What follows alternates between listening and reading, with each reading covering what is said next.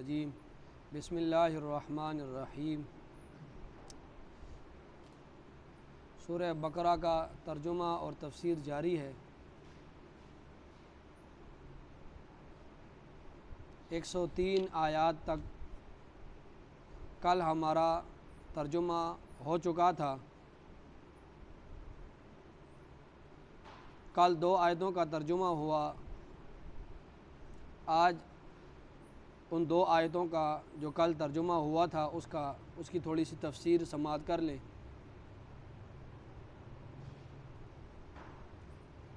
پہلے ترجمہ سن لیں، پھر اس کے بعد تفسیر بیان کی جاتی ہے۔ وَاتَّبَعُوا مَا تَتْلُو الشَّيَاطِينُ عَلَى مُلْكِ سُلَيْمَانَ، اور انہوں نے پیروی کی ان یہودیوں نے ان چیزوں کی تتلو الشیاطین جو شیطان جنات پڑھتے تھے علی ملک سلیمان علیہ السلام کی حکومت میں۔ وما کفر سلیمان علیہ السلام نے کفر نہیں کیا، ولکن الشیاطین کفروا، لیکن شیطان جنات نے کفر کیا۔ یعلمون الناس السحر، کہ وہ سکھاتے تھے لوگوں کو جادو۔ وما انزل علی الملکین، اور جو نازل کیا گیا 2 فرشتوں پر، ببابل، بابل شہر، ہاروت و ماروت، ہاروت اور ماروت 2 فرشتوں پر۔ تو وما یعلمان من احد، تو وہ نہیں سکھاتے تھے کسی ایک کو بھی، حتیٰ یہاں تک کہ یقولا، وہ دونوں کہتے تھے، انما نحن فتنۃ، بے شک ہم آزمائش ہیں، تو فلا تکفر، تم جادو سیکھ کر کفر اختیار نہ کرو۔ فیتعلمون منہما، پس وہ سیکھتے تھے ان 2 فرشتوں سے، ما وہ چیزیں یفرقون بہ بین المرء و زوجہ، جو جس کے ذریعے تفریق ڈالی جائے آدمی اور اس کی بیوی کے درمیان۔ وما ہم بضارین بہ، اور وہ نہیں نقصان پہنچا سکتے بہ، اس جادو کے ذریعے، من احد، کسی ایک کو بھی، الا باذن اللہ، مگر اللہ کے حکم سے۔ ویتعلمون، اور وہ چیزیں سیکھتے، ما یضرہم، جو انہیں نقصان پہنچاتی، ولا ینفعہم، اور انہیں نفع نہیں پہنچاتی۔ وَلَقَدْ عَلِمُوا، البتہ تحقیق انہوں نے جان لیا، کہ لمن اشتراہ، کہ جو بھی اس کو حاصل کرے گا اس جادو کو، تو ما لہ فی الآخرۃ من خلاق، اس کے لیے آخرت میں کوئی حصہ نہیں ہوگا۔ وَلَبِئْسَ، اور البتہ بری ہے، ما وہ چیز شروا بہ انفسہم، جس کے ذریعے انہوں نے اپنے نفسوں کو بیچ دیا، لو کانوا یعلمون، کاش کہ وہ جانتے۔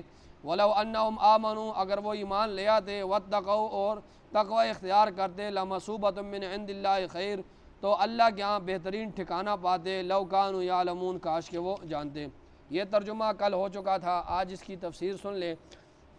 تفسیر سے پہلے جادو کی حقیقت ذرا سماعت کر لیں مختصر۔ دنیا میں جتنی بھی چیزیں ہیں ان سب کا زیادہ تر چیزوں کا تعلق وہ اسباب کے ساتھ ہے۔ اسباب کے ذریعے وہ چیزیں مارز وجود میں آتی ہیں، ٹھیک ہے۔ دنیا میں جتنی بھی چیزیں ہیں اکثر چیزیں اسباب کے ذریعے مارز وجود میں آتی ہے، ٹھیک ہے۔ جیسے چھری ہے، چھری کے ساتھ آدمی کو کاٹا جائے تو آدمی مر جاتا ہے، گلے پہ رکھ کر نہ اس کو کاٹ جائے، تو یہ اسباب ہے، اور اس کا نتیجہ کیا ہوا کہ آدمی مر گیا۔ اسی طرح مفید دوائی اگر ڈاکٹر کسی مریض کو دیتا ہے اور اس دوائی کے ذریعے وہ صحت یاب ہو جاتا ہے، اب یہ دوائی اس کا سبب بن گئی اور اس کا نتیجہ کیا نکلا کہ اس کو صحت مل گئی۔ اسی طرح اگر کوئی شخص زہر پیتا ہے تو یہ سبب ہے اور اس کا نتیجہ کیا نکلتا ہے کہ وہ آدمی مر جاتا ہے۔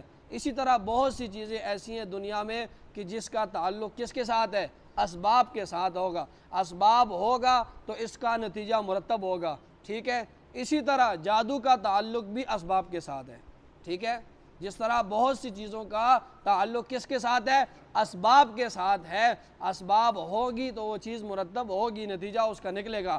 اسباب نہیں ہوگا تو وہ چیز اس کا نتیجہ نہیں نکلے گا۔ اسی طرح جادو بھی کیا ہے؟ یہ اسباب ہے۔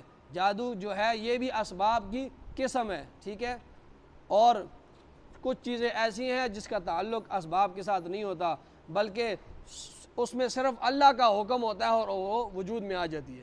کچھ چیزیں ایسی بھی ہیں کہ جس کا تعلق اسباب کے ساتھ نہیں ہوتا، اس چیز کے وجود میں صرف اللہ کا حکم ہوتا ہے اور وہ چیز معرض وجود میں آ جاتی ہے. جس طرح معجزہ ہے، یہ معجزہ یہ براہ راست اللہ کا فعل ہے، ظاہری کوئی سبب اس کے اندر نہیں ہوتا. ٹھیک ہے، ظاہری سبب اس میں کوئی نہیں ہوتا، براہ راست یہ اللہ کا فعل ہوتا ہے، اللہ کا حکم ہوتا ہے اور وہ چیز معرض وجود میں آ جاتی ہے.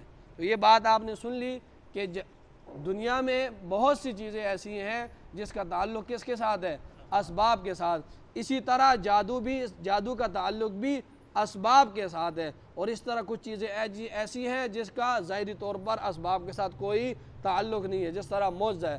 تو معجزہ اور جادو میں فرق یہ ہے کہ معجزہ براہ راست اللہ کا فعل ہوتا ہے، معجزے کے ساتھ ظاہری طور پر کوئی اسباب نہیں ہوتا، اس کا تعلق اسباب کے ساتھ نہیں ہوتا. اور جادو اس کا تعلق اسباب کے ساتھ ہوتا ہے، سبب ہوگا تو اس کا نتیجہ مرتب ہوگا. ٹھیک ہے، یہ جادو اور معجزے میں فرق ہے.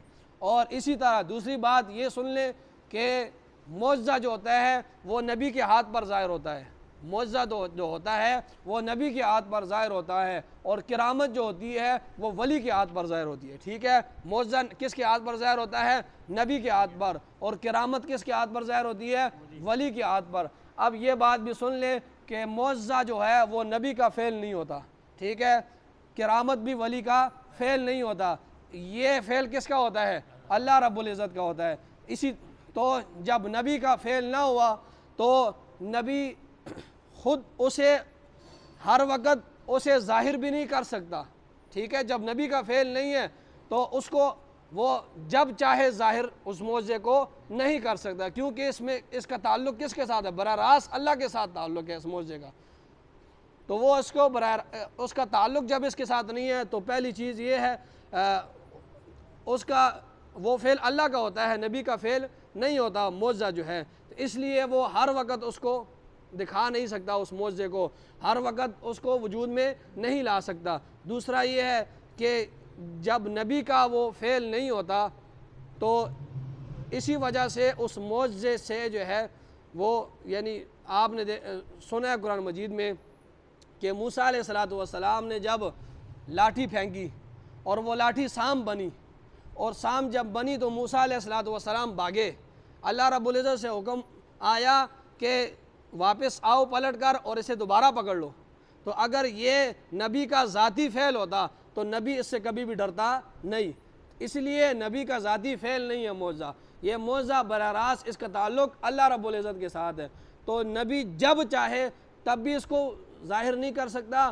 اور یہ نبی کا آسان لفظوں میں یہ بات آپ سن لیں کہ معجزہ، اور زیادہ لمبی بحث نہیں کرتے، معجزہ اور کرامت یہ نبی اور ولی کا ذاتی فعل نہیں ہوتا. ٹھیک ہے، یہ بات آپ سمجھ لیے. دو، ایک معجزے اور جادو کی اس میں فرق کیا ہے معجزے اور جادو میں. اور دوسری بات آپ نے یہ سن لی ہے کہ معجزہ ہو یا کرامت ہو، اس معجزے میں یہ براہ راست نبی کا فعل نہیں ہوتا، اور کرامت جو ہے اس میں براہ راست یہ ولی کا فعل نہیں ہوتا. اس کا تعلق کس کے ساتھ ہے؟ اللہ رب العزت کے ساتھ ہے. یہ بات آپ نے سن لی. اب یہ اس آیت کی تفسیر سننے کے لیے یہ بات سنیں، اس آیت کو سمجھنے کے لیے کہ پیچھے بھی اللہ رب العزت یہودیوں کی بدعمالیوں کا ذکر کر رہا تھا.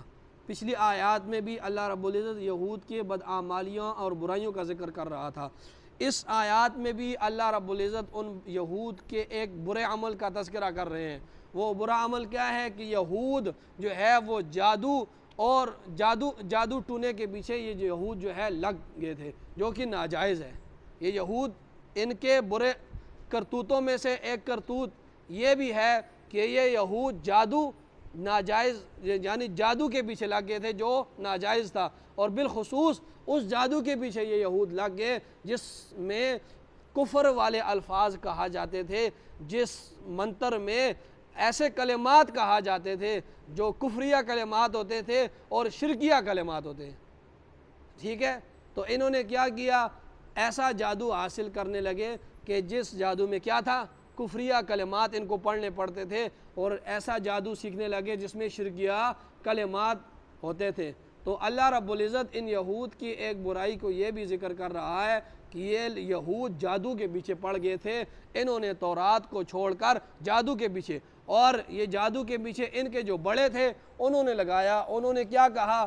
وہ ان کے جو بڑے تھے وہ شیطان جنات میں سے یا انسانوں میں سے، دونوں، کیونکہ یہ ایک آپ کو میں نے کل بھی یہ بات بتائی کہ یہ اکٹھے رہتے تھے اس وقت، جنات اور انسان ان کا میل جول ہوتا تھا، ایک دوسرے کو دیکھتے تھے، اکٹھے رہتے تھے۔ تو ان کے جو بڑے تھے انہوں نے کیا کہا، اپنے ماتاتوں کو کہا کہ یہ جتنی بھی سلطنت، یہ جتنی بھی حکومت سلیمان علیہ السلام کی تھی، یہ سلیمان علیہ السلام جادو کے ذریعے چلا رہے تھے، اس لیے ہم تمہیں جادو سکھاتے ہیں اور تمہیں بھی اس طرح سلطنت نصیب ہوگی، ٹھیک ہے۔ تو انہیں کیا کہا کہ یہ جو سلطنت سلیمان علیہ السلام چلا رہے تھے، یہ کس ذریعے سے چلا رہے تھے؟ جادو کے ذریعے سے چلا رہے تھے، اس لیے تم ہم سے جادو سیکھو، اس پر عمل کرو تو تمہیں بھی یہ حکومت تو ملے گی۔ تو اللہ رب العزت ارشاد فرما رہے ہیں کہ انہوں نے، ان اہل کتاب نے تورات کو چھوڑ کر کس کے پیچھے لگ گئے؟ جادو کے پیچھے لگ گئے۔ اور دوسرا غضب انہوں نے یہ کیا کہ انہوں نے سلیمان علیہ السلام پر الزام لگایا کہ سلیمان علیہ السلام نے یہ جو ہمیں جو جادو آتا ہے یہ ہم نے سلیمان علیہ السلام سے سیکھا ہے۔ سلیمان علیہ السلام جادوگر تھے نعوذ باللہ بڑے، اور آخری عمر میں انہوں نے بتوں کی پوجا شروع کی۔ ابھی بھی آج بھی ان کی کتاب بائبل میں آج بھی موجود ہے کہ سلیمان علیہ السلام آخری عمر میں مرتد ہو گئے تھے۔ آج بھی ان کی کتاب میں لکھا ہوا ہے کہ سلیمان علیہ السلام آخر میں بتوں کی پوجا کرتے تھے اور مرتد ہو گئے تھے، اور وہ کیا تھے؟ جادوگر تھے۔ تو اللہ رب العزت نے اس قرآن مجید میں ان کے ان باتوں کی نفی کی، فرمایا جادو کا سلیمان علیہ السلام کے ساتھ کوئی تعلق نہیں ہے، جادو تو کفر ہے، سلیمان علیہ السلام نے کفر نہیں کیا۔ یہ دو باتیں اب اس آیت کو سمجھیں۔ فرمایا وَاتَّبَعُوا، اور وہ انہوں نے پیروی کی، ان یہودیوں نے، ما ان چیزوں کی، تتلو الشیاطین، جو شیطان پڑھتے تھے، جو جنات پڑھتے تھے، علی ملک سلیمان علیہ السلام کی حکومت میں۔ تو یہ یہودی کس کے پیچھے پڑ گئے؟ ان چیزوں کے پیچھے پڑ گئے جو شیاطین پڑھتے تھے سلیمان علیہ السلام کی حکومت میں۔ فرمایا وَمَا كَفَرَ سلیمان علیہ السلام نے کفر نہیں کیا، ٹھیک ہے، ان کا جادو کے ساتھ کوئی تعلق نہیں تھا۔ فرمایا وَلَكِنَّ الشَّيَاطِينَ كَفَرُوا، بلکہ کفر کنہوں نے کیا؟ شیطانوں نے کیا، جنات نے کیا۔ انہوں نے کیسا کفر کیا کہ يُعَلِّمُونَ النَّاسَ السِّحْرَ، وہ سکھاتے تھے جادو لوگوں کو۔ آگے فرمایا وَمَا أُنزِلَ عَلَى الْمَلَكَيْنِ، دوسری بات یہ ہے کہ یہ لوگ جادو کے پیچھے بھی پڑ گئے اور ان دو فرشتوں کے پیچھے بھی پڑ گئے جو ہم نے نازل کیے تھے بابل شہر میں۔ وہ دو فرشتے کون سے تھے؟ ہاروت اور ماروت، اور انہیں یہ کہتے تھے کہ ہمیں بھی یہ جادو سکھا دو جو جادو تمہارے پاس ہے، ٹھیک ہے، ہمیں بھی یہ جادو سکھا دو۔ مطلب یہ کہ کتاب کو چھوڑ کر وہ اپنے یہودیوں سے بھی جادو سیکھتے تھے اور ان فرشتوں کے پاس بھی آ کر کہتے تھے کہ ہمیں جادو سکھا دو۔ اب یہ ہاروت اور ماروت، یہ اللہ رب العزت نے بابل، یہ عراق کا بہت بڑا شہر ہے۔ ایک وقت تھا اس بابل شہر میں جادو کا بڑا چرچا تھا۔ جادو کا کیا تھا؟ بڑا چرچا تھا۔ اب وہاں کے جو لوگ تھے، انبیاء تھے یا اولیاء تھے، وہ لوگ ان لوگوں کو جادو سے منع کیا کرتے تھے کہ دیکھو تم لوگ جادو مت کرو، یہ تو کفر ہے، یہ تو شرک ہے، تم تو اس کے اندر ایسے کلمات، ایسے کفریہ کلمات، شرکیہ کلمات کہتے ہو۔ تو یہ جادو سے وہ انبیاء اور اولیاء جو تھے وہ ان یہودیوں کو منع کرتے تھے۔ پھر اللہ رب العزت نے مزید تشریح کے لیے، مزید منع کرنے کے لیے بابل شہر میں دو فرشتے اتارے، بابل شہر میں دو فرشتے اتارے اور ان فرشتوں کو جادو کا علم دیا۔ اب وہ فرشتے کیا کیا کرتے تھے؟ وہ سب کو بلا کر، وہ انسانی شکل میں تھے، وہ سب کو بلا کر مجمع لگا کر کہتے تھے کہ دیکھو یہ جو معجزہ ہے، معجزے اور جادو میں فرق ہے، ٹھیک ہے، معجزہ جو ہے یہ براہ راست اللہ کا فعل ہے، وہ یہی بات وہ بھی سمجھاتے تھے، اور یہ جو جادو ہے یہ اس کا تعلق اسباب کے ساتھ ہے، ٹھیک ہے، وہ یہ بات ان کو کہتے تھے۔ لیکن وہاں کے جو یہود تھے، جو بڑے بڑے، جو ان کے مولوی اور بڑے بڑے وہ پیر تھے، تو وہ کیا کرتے تھے؟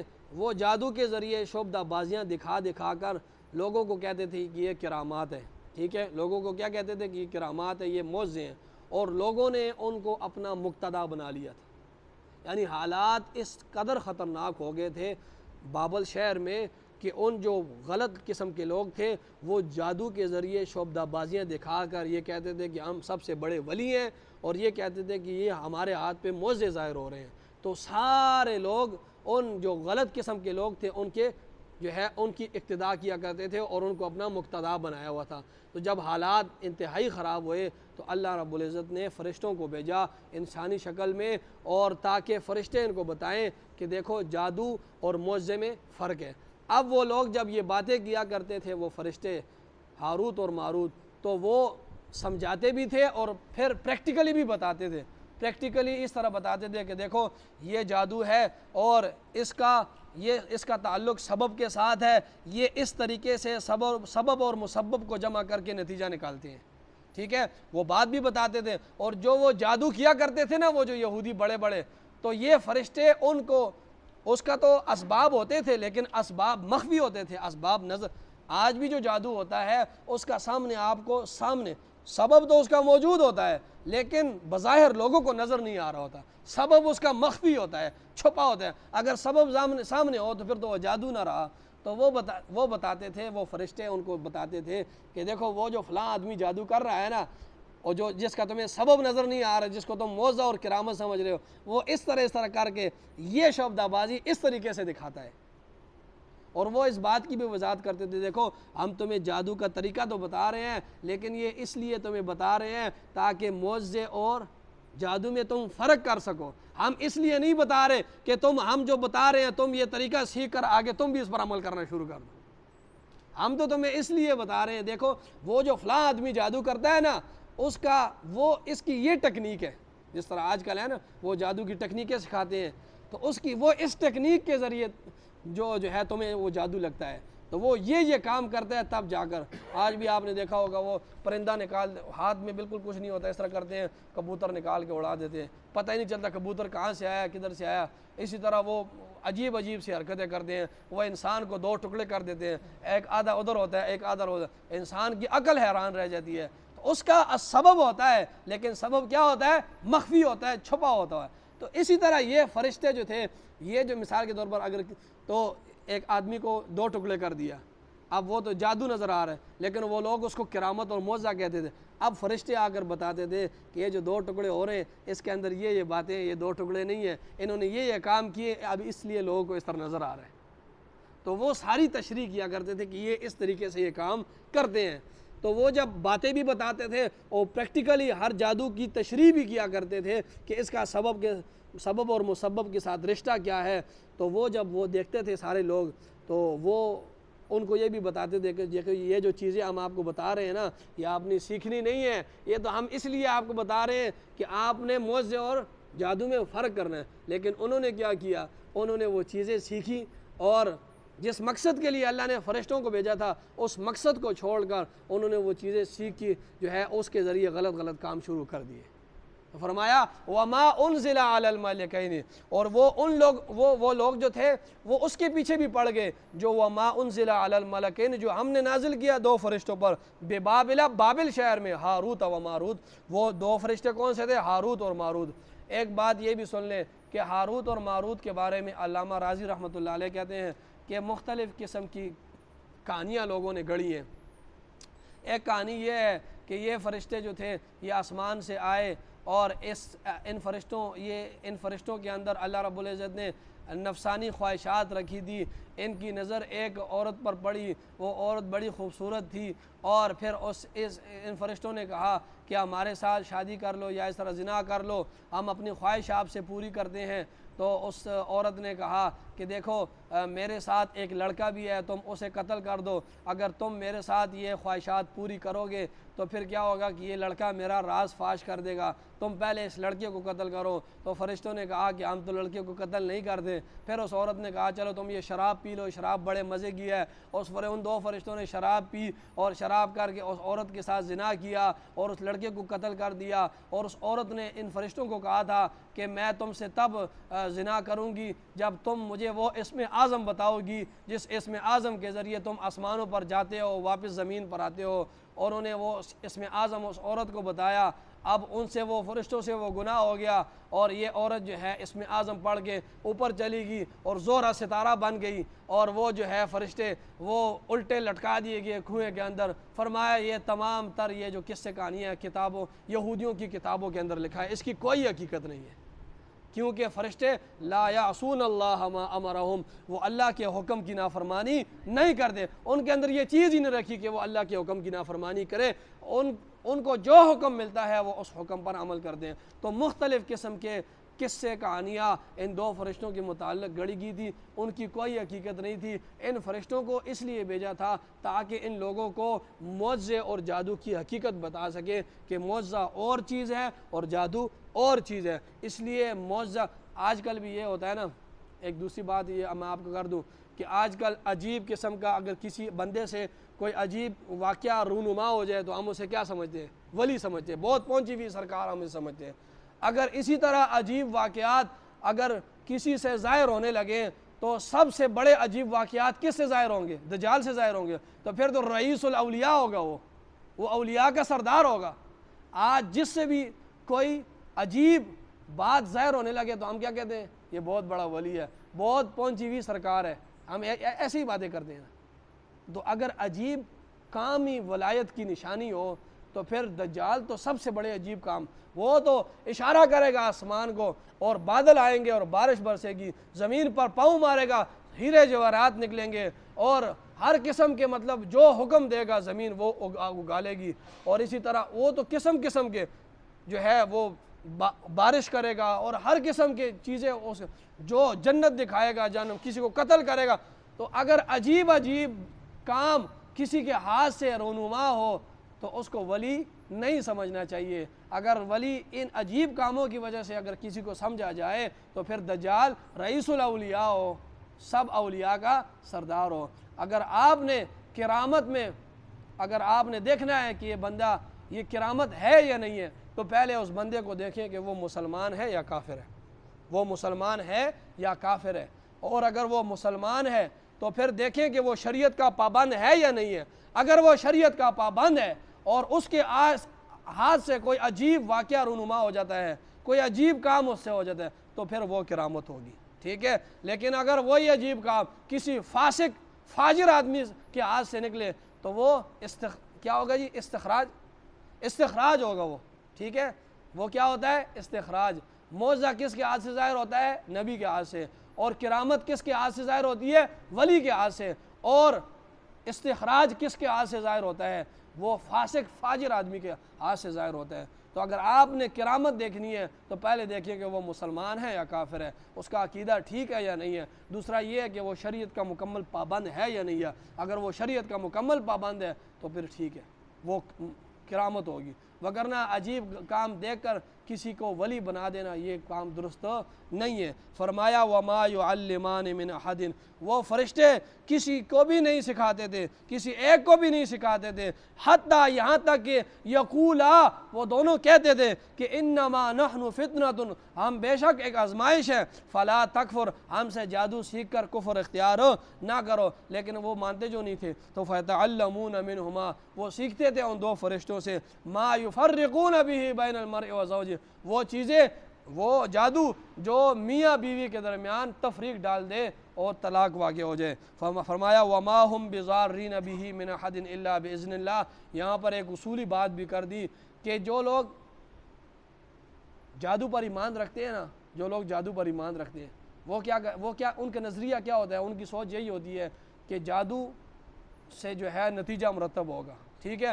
وہ اسی کو مؤثر بناتے ہیں، وہ یہی سمجھتے ہیں کہ اللہ چاہے یا نہ چاہے اب ہم نے جادو کر لیا ہے، اب یہ کام ہو کر ہی رہے گا، ٹھیک ہے۔ تو یہ عقیدہ کیا ہے؟ کفریہ عقیدہ ہے نا۔ تو فرمایا ہر کام نفع یا نقصان وہ اللہ کی قدرت اور مشیت کے بغیر نہیں ہوتا۔ اگر کوئی گناہ کرتا ہے وہ بھی اللہ کی قدرت اور مشیت کے ساتھ کرتا ہے، اور کوئی اگر نیکی کا کام کرتا ہے وہ بھی اللہ کی قدرت اور مشیت کے ساتھ کرتا ہے۔ یہ الگ بات ہے کہ یہ دنیا کیا ہے؟ دارالامتحان ہے۔ اب اگر کوئی شخص گناہ کرنے کی طرف جاتا ہے تو اللہ رب العزت مصلحت دے کر اس کو وہ گناہ کی طاقت دے دیتے ہیں۔ اسی طرح اگر کوئی شخص نیکی کی طرف جاتا ہے اللہ رب العزت اسے نیکی کی توفیق دے دیتے ہیں۔ تو تو ہر کام، ہر برائی اور ہر اچھائی، ہر نفع نقصان کیا ہے، اس کے اندر مشیت اور قدرت کس کی ہے؟ اللہ رب العزت کی ہے۔ اب مشیت اور رضامندی میں فرق کیا ہے؟ مشیت اور رضامندی میں فرق یہ ہے کہ مشیت ہر وہ کام، اس برا کام ہو یا اچھا کام ہو، اس میں حکم، اس میں طاقت کس کی ہوتی ہے؟ اللہ رب العزت کی ہوتی ہے۔ اور رضامندی وہ کام جس سے اللہ راضی ہوتا ہو، وہ رضامندی ہے۔ مشیت وہ ہے کہ ہر برا کام یا اچھا کام، اس میں قدرت اور مشیت کس کی ہوتی ہے؟ اللہ رب العزت کی ہوتی ہے۔ اور رضامندی کس کام میں اللہ کی ہوتی ہے؟ وہ کام ہے جس سے اللہ رب العزت راضی ہو۔ تو مشیت تو ہر کام میں اللہ کی ہوتی ہے، ٹھیک ہے، قدرت تو ہر کام میں اللہ کی ہوتی ہے، اچھا ہو یا برا ہو۔ اب راضی کن کاموں سے ہوتا ہے وہ الگ بات ہے، رضامندی الگ بات ہے، مشیت اور قدرت وہ الگ بات ہے، ٹھیک ہے۔ یہ دونوں اس میں فرق کریں، قدرت اور مشیت یہ الگ کام ہے۔ یہ قدرت اور مشیت اللہ رب العزت ہر کسی کو دیتا ہے، کوئی برا کام کرتا ہے اسے بھی طاقت قدرت دیتا ہے، اور اگر کوئی اچھا کام کرتا ہے اسے بھی قدرت دیتا ہے۔ لیکن رضامندگی کس میں ہے؟ ان کاموں میں ہے جس میں اللہ رب العزت نے جو کرنے کا حکم دیا اور جس سے بچنے کا اللہ رب العزت نے حکم دیا۔ فرمایا وَمَا هُمْ بِضَارِّينَ بِهِ مِنْ أَحَدٍ، وہ کسی کو نفع نہیں پہنچا سکتے اس جادو کے ذریعے، إِلَّا بِإِذْنِ اللَّهِ، مگر کس کے حکم سے؟ اللہ کے حکم سے۔